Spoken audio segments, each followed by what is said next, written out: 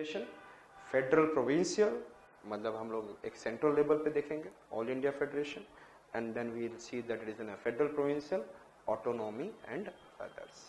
These are the main provisions. Which are the main provisions? All India Federation, federal level पे provincials, autonomy, and then others. Proposed All India Federation. तो यहाँ पर जो उन्होंने देखा था ऑल इंडिया में, हम लोग ऑल इंडिया फेडरेशन में it comprises all British Indian provinces. तो British Indian provinces. Another is in a princely state with the allotment of not less than half of the 104 seats of the, I said that, sorry, all British Indian and all chief commissioner provinces.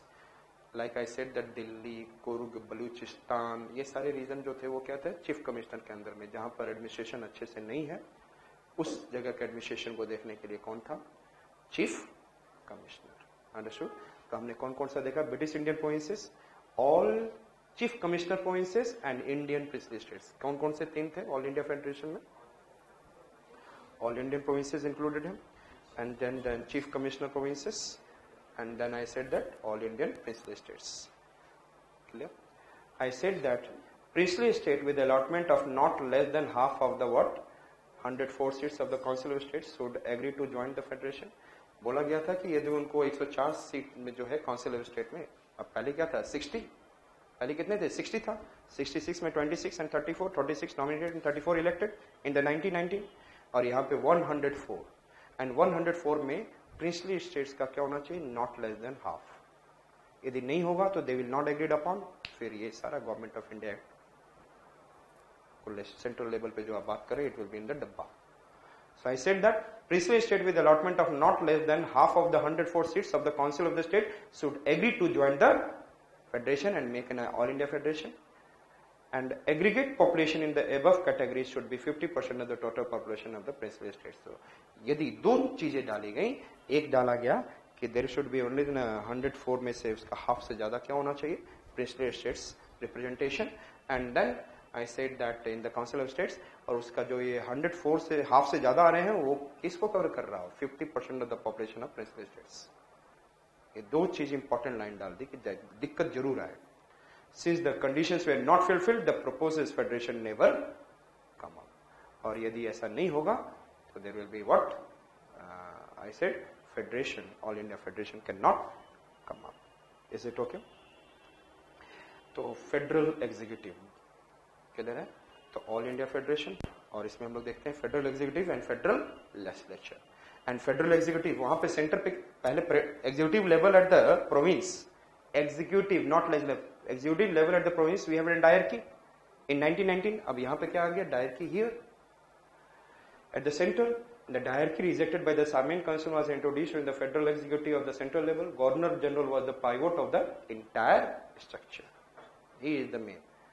It has been divided into reserved subjects, defense, external, ecclesiastical, religious affairs, ecclesiastical का मतलब, and then I said administration of tribal areas were administered by the governor general. कौन कौन सा, religious भी डाल दिया गया. Rest तो आप समझते हैं डिफेंस किस में जाएगा, एक्सटर्नल अफेयर्स किस में जाएगा, ये तो समझ में आता है ना, लेकिन रिलीजियस को याद कर लेंगे, जो समझ में आता है वो तो है जो religious. And then other I said the tribal areas with the help of not more than councillor, what is not more than I said 3 councillor appointed by him. तो गवर्नर जनरल होंगे और कितने होंगे councillor, not more than 3 for the reserve subjects. Out of the executive council में से 3 से ज्यादा नहीं आ सकते काउंसिलर्स. तो governor general and what 3 councillors maximum.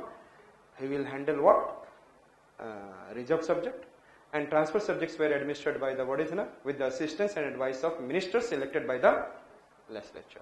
तो जो लेजिस्लेचर में थे जो हैं, I said that central level पे, वहां से हमारा क्या होगा, असिस्टेंस एंड एडवाइस उनसे लेना है, assistance and, but who is the head, governor general. वहां पर भी तो केवल 3 काउंसिलर्स हैं, लेकिन यहाँ पे लेजिस्लेचर से हमें क्या लेना है, लाइक एन एडवाइस, जो आज भी हम लोग काउंसिल ऑफ मिनिस्टर से एडवाइस लेते हैं prime minister. And then same way that it is this ministers were to be responsible for the federal legislature and resign on losing the confidence of the house. Clear. तो उनको resign कर देना होगा, क्योंकि governor general किसके help से कर रहा है, किसके हेल्प से कर रहा है, मिनिस्टर्स ऑफ द लेजिस्लेचर.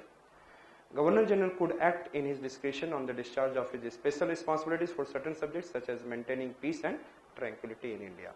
दूसरी बातों पे सुनता था, लेकिन I said that जहाँ तक पीस की बात की जाए या ट्रैंक्विलिटी, तो इंडिया में तो पीस और ट्रैंक्विलिटी था ही नहीं, तो इसका मतलब वो अपने हाथ में ले रखे थे. They will just transfer and they will take over it and then accordingly they will act upon. तो क्वेश्चन की बात ही नहीं आती है कि again it is looking like what governor general is very much important and their executive council. Understood?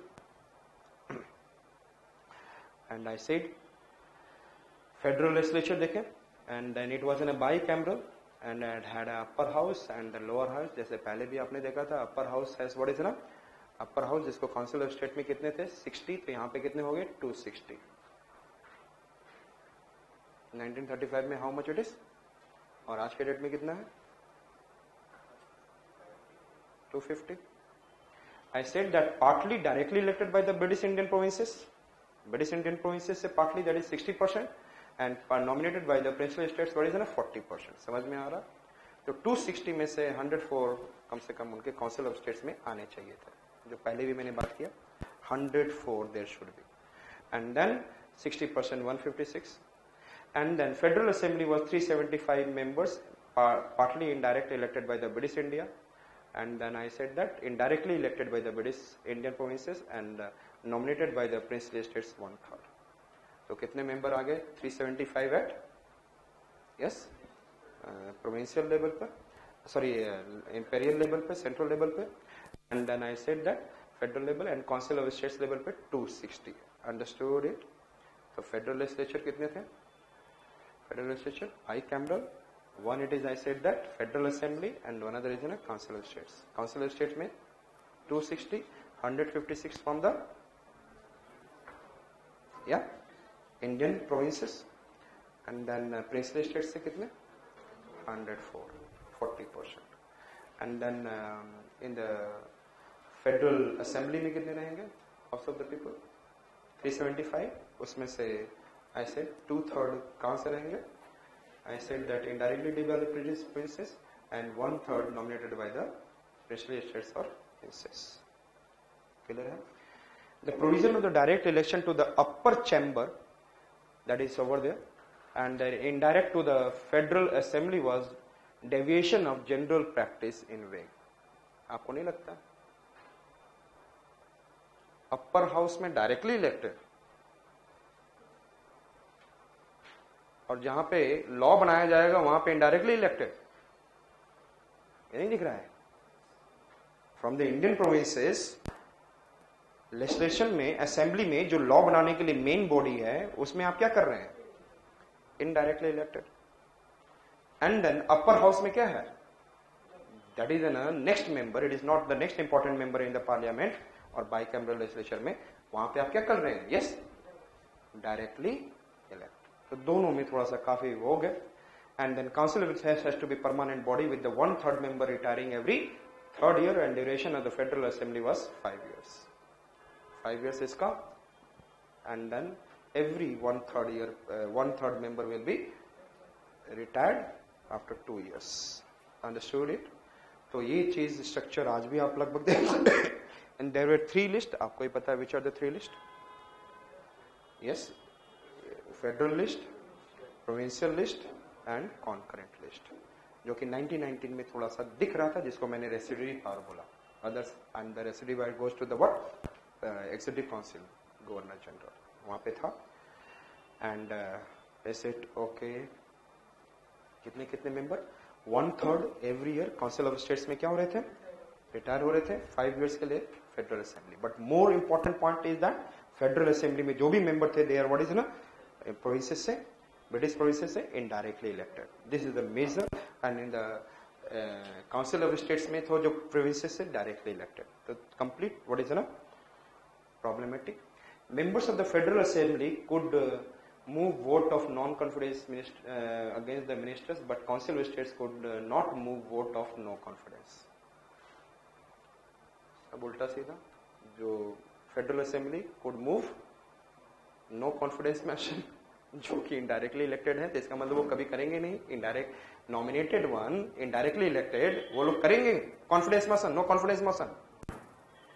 और council of state में जो कि 1/3 हमेशा हट जाते हैं, वहां पे डाल दिया गया they can put confidence motion, no confidence motion, no confidence motion वहां पे ये कर दिया गया.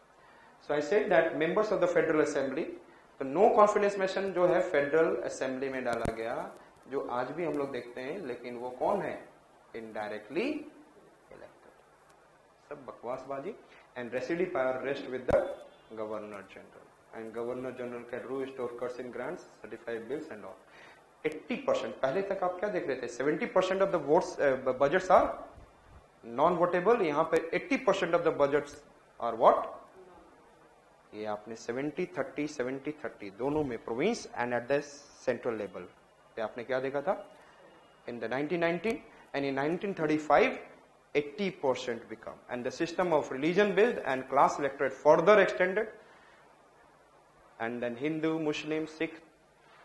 So Hindus को हटाकर I said Europeans, Anglo-Indians, Indian Christians were there. Hindu हटा दे, यहाँ से कैंसिल करें. Muslims and Sikhs थे. Which one are there? Muslim, Sikh, Anglo-Indian and European. और इसके बाद यहाँ पे कौन आ गया? Christians. Hindu काट दो. Proved to be further an instrument for the disintegrating of India, and it was over obstructing. The Nehru called it all bricks, no engine.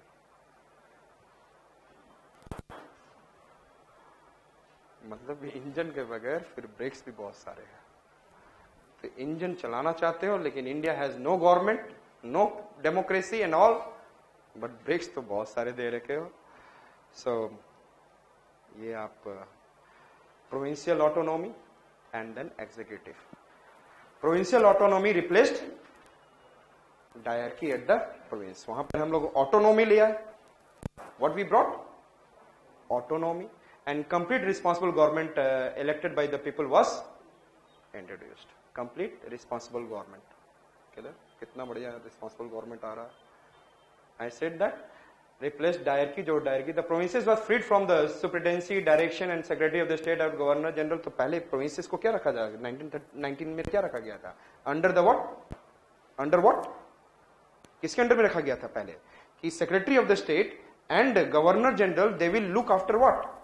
Dyarchy, specially reserve subject, and they can put interest. अब जरूरत ही नहीं है, तो उनका तो role ही हटा दिया गया.